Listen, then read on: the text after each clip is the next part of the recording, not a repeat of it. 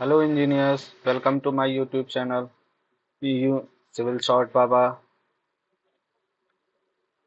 कैसे हैं आप लोग? सब ठीक है ना? चलिए आज का टॉपिक है लाइन। ठीक, लाइन के बारे में हम लोग समझते हैं। तो लाइन होता क्या है पहले तो ये जान लेते हैं। जब कई बिंदुओं को मिलाया जाता है तो एक रेखा का निर्माण होता है। रेखा मतलब लाइन का निर्माण होता है। जब कई सारे एक साथ कई डॉट्स मिलाओगे तो एक लाइन बन जाती है। ठीक, अब लाइन होती कितने प्रकार की? लाइन दो तरह की होती है। कौन कौन सी? तो इसका क्लासिफिकेशन दो तरह से हुआ है। पहला कि मोटाई के आधार पर मतलब थिकनेस के आधार पर, और दूसरा होता है यूटिलिटी के आधार पर। ठीक, यूटिलिटी के आधार पर।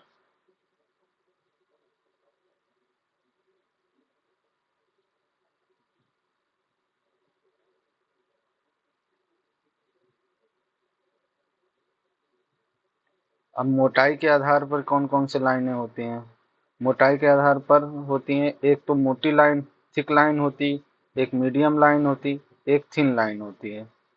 ठीक, तो जो मोटी लाइन होती है 1 mm मोटी होती है। 1 mm मोटी लाइन को हम लोग मोटी लाइन कहेंगे, 0.5 mm मोटी लाइन को मीडियम लाइन कहेंगे, और 0.3 mm मोटी लाइन को थिन लाइन कहते हैं। मोटी लाइन किस लिए यूज होती है? बाउंड्री लाइन और विजिबल लाइन को बनाने में। और मीडियम लाइन किस लिए होती है? वो हिडन लाइन और डायमेंशन के एक्सटेंशन में यूज होती है, डायमेंशन एक्सटेंशन में। ठीक, अब फिर आ जाओ थिन लाइन। ये किस लिए यूज होती है? ये सेंटर लाइन के लिए, कटिंग लाइन प्लेन के लिए, और कंस्ट्रक्शन डिटेल के भरने के लिए हम लोग यूज करते हैं। ठीक, अब यूटिलिटी प्रयोग क्या मतलब यूज के अनुसार क्या होता है? ऑब्जेक्ट लाइन, ये कंटिन्यूअस थिक लाइन होती हैं जो विजिबल एज और बाउंड्री को दर्शाने में यूज होती है। दूसरी कौन सी है? डॉटेड या हिडन लाइंस, ये मीडियम थिकनेस होती है। इनका 3:1 का रेशियो होता है। मतलब ये जो बड़ी लाइन है वो 3 mm की है, और तो 1 mm का इसमें बीच में गैप रहेगा, फिर 3 mm की रहेगी, फिर गैप 1 mm का गैप रहेगा, और इसी तरह रेखा बनती है। ये इसका क्या यूज होता है? ये हिडन एजेस के काम आती है। जैसे कोई ऑब्जेक्ट बना रहे हो तो इसके जैसे ये क्यूब एक बना, सॉरी ये वाला,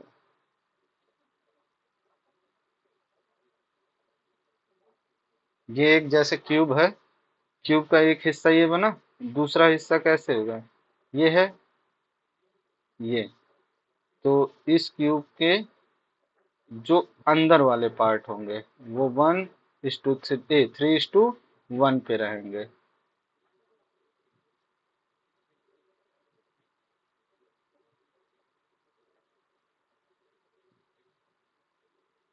ये तो ये क्या है? हिडन एजेस को दर्शाती हैं। ये जो लाइन होती हैं ये हिडन एजेस को दिखाती है, इन्हीं को बोलते हैं डॉटेड या हिडन लाइंस। दूसरी क्या है? सेंटर लाइन और लोकस लाइन। सेंटर लाइन और लोकस लाइन का क्या होता है? सेंटर लाइन जब किसी भी उसका ऑब्जेक्ट में, देखो ऐसे मैं समझाता हूँ, अच्छे से बताता हूँ।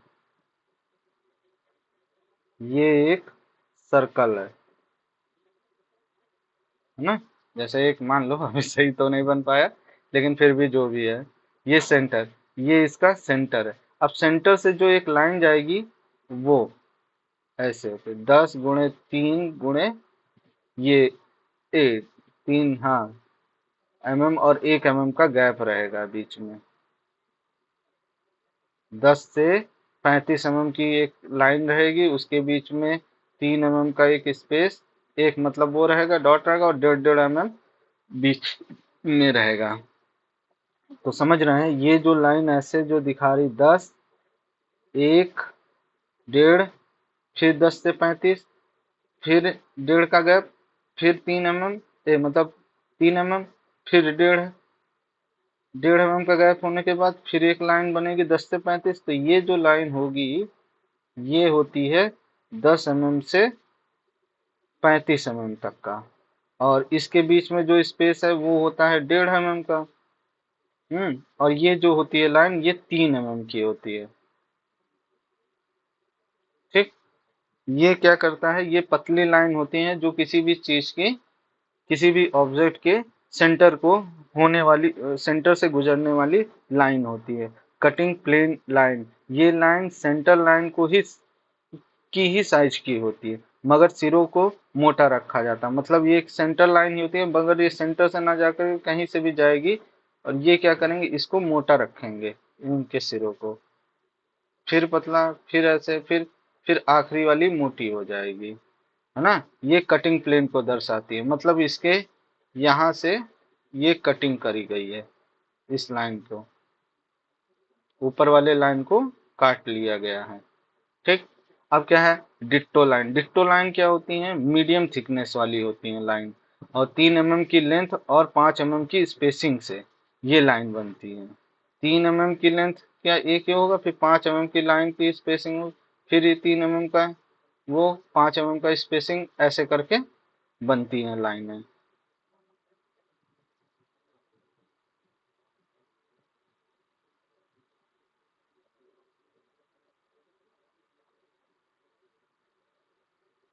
ठीक।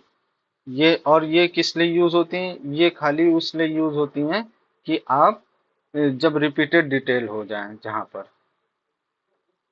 अब आ जाओ स्पेशल टाइप की जो और भी जो होती हैं, जैसे डायमेंशन लाइन। ये थिन लाइन होती हैं, ऑब्जेक्ट के डायमेंशन को दर्शाती हैं। इनके दोनों सिरों पर एरो हेड होता है। ये एरो हेड का इंपॉर्टेंट है, ये चीजें इंपॉर्टेंट है। ये रट लो।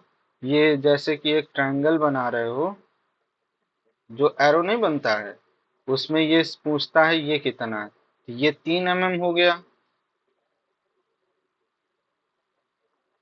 और ये 1 mm की हाइट हो गई इसकी। ठीक। और एक्सटेंशन लाइन, ये जो लाइन होती हैं, इनको एक्सटेंशन लाइन कहते हैं। ये किससे जुड़ी होती है, जैसे कोई ऑब्जेक्ट बना हुआ है, ये ऑब्जेक्ट बना है, तो ये ऐसे लाइन नहीं खींचते हम लोग ड्राइंग में, तो ये जो लाइनें होती हैं, इन सबको, इनको एक्सटेंशन लाइन कहते हैं, हाँ एक्सटेंशन लाइन कहते हैं। अब सेक्शन लाइन क्या होती है, जैसे भी किसी भी चीज को सेक्शन लाइन 45 डिग्री पे होती है, ये सेक्शन लाइन है कि यहाँ से सेक्शन लाइन कटी है, सेक्शन है। ये सेक्शन पोर्शन को दर्शाती है। फिर कंस्ट्रक्शन लाइन, थिन लाइन होती है जो कंस्ट्रक्शन ड्राइंग में यूज होती है। प्रोजेक्शन लाइन ऑब्जेक्ट के प्रोजेक्शन को दर्शाने में यूज होती है, जैसे कि ये प्रोजेक्शन लाइन आ रही होगी, ये पतली होती है लाइन, ये बहुत मोटी है लेकिन अभी पतली लाइन होती है, पतली लाइन होती है जो इसके, उसको ऑब्जेक्ट को, के प्रोजेक्शन को दर्शाएगी। ये जैसे वो बनता नहीं, ये फर्स्ट है, ये सेकंड है, ये थर्ड कोऑर्डिनेट है, ये फोर्थ कोऑर्डिनेट है, तो इसमें जो इसका सेक्शन वो आएगा, प्रोजेक्शन आएगा, वो इधर बनेगा, एक प्रोजेक्शन यहाँ बनेगा, तो वो प्रोजेक्शन ये बताएगा कि इस तरफ से कैसा दिख रहा है ना। ये तो हो गया। इसी तरह हम लोग छोटा छोटा करके, थोड़ा थोड़ा करके पूरी ड्राफ्टमैन के कोर्स को खत्म करेंगे। ठीक है। बस ऐसे हल्का हल्का, ज्यादा टफ नहीं आएगा एग्जाम, कि ज्यादा टफ हो। टेक्निकल जो होगा वो, टेक्निकल जो होगा वो 65 नंबर का आएगा, है ना। मेरे पास बहुत अच्छे अच्छा चीजें हैं, नोट्स हैं, आप लोग सुनिएगा तो बहुत अच्छा अच्छा है। मतलब नई नई चीजें मिलेंगी आपको समझने के लिए। मैं टॉपिक टॉपिक ऐसे छोटे छोटे टॉपिक टॉपिक पढ़ाऊं दूंगा, तो वो उस चीज को आप लिख लें, समझने पे बहुत आसानी होगा। मैं वन लाइनर फॉर्म में बता दूंगा तो ये ज्यादा सही रहेगा। ठीक है। तो अच्छा, कल मिलते हैं। कल एक नया टॉपिक, कल मिलते हैं नए टॉपिक के साथ में।